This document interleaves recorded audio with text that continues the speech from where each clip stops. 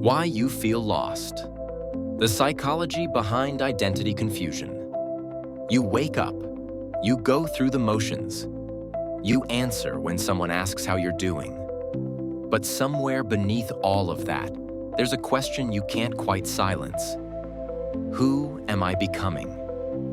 Not in the inspirational sense, in the unsettling one. You look at your life and it feels unfamiliar, like you're watching someone else live it. You're doing what you're supposed to do, but you don't recognize the person doing it. If that sounds familiar, you're not broken. You're experiencing something far more common than you think: identity confusion. And it's worth understanding why. Introduction. Feeling lost isn't always dramatic. It doesn't always arrive as a crisis. Sometimes it's just a quiet dissonance. A feeling that you're moving through life but not inhabiting it. That you're performing a role, but you've forgotten who wrote the script.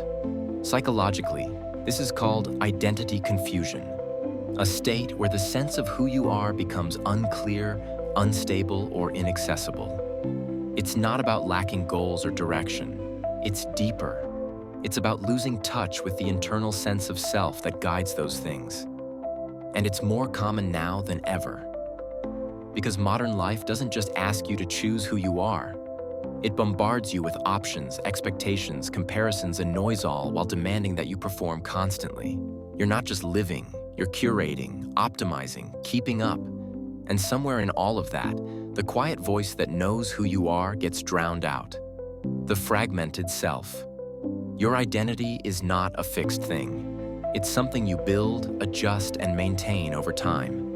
But that process requires space, quiet, reflection. And most people don't have that anymore. Instead, your attention is fractured across a dozen different demands.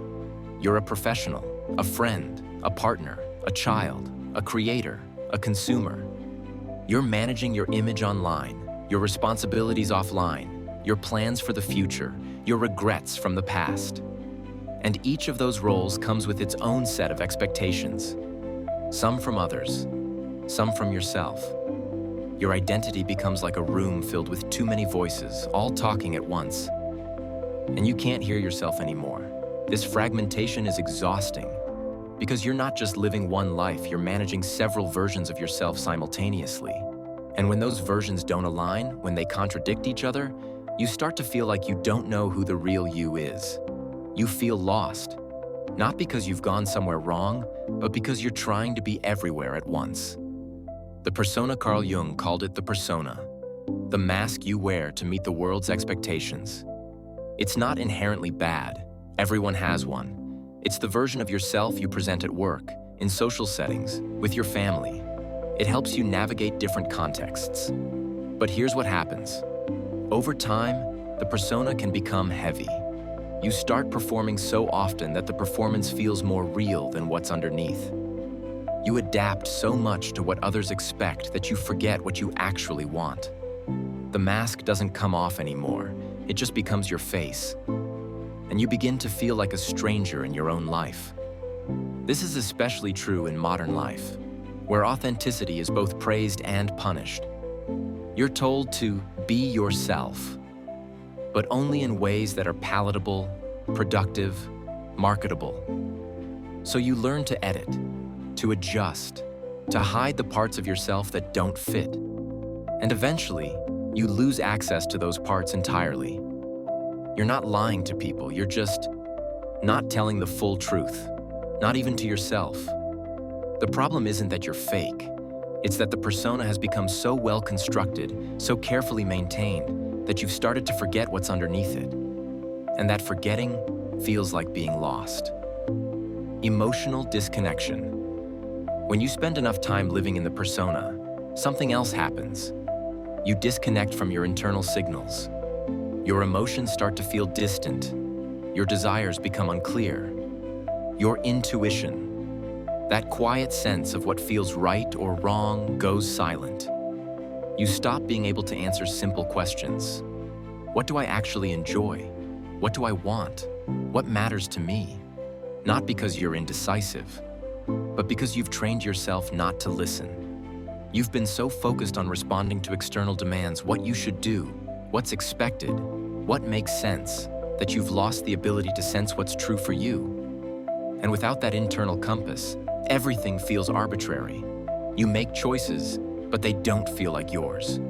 You achieve things, but they don't feel meaningful. You're moving forward, but it doesn't feel like progress.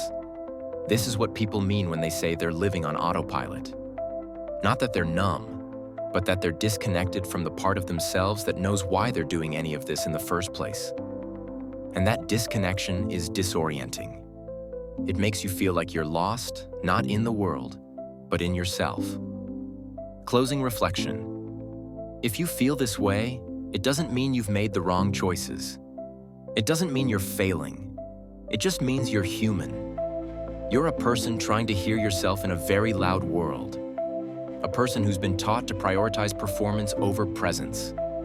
A person who's had to build so many versions of yourself that you've momentarily lost track of the one that's real. And that's not permanent. It's just where you are right now.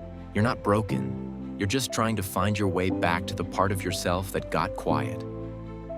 And recognizing that seeing it clearly is the first step toward hearing it again.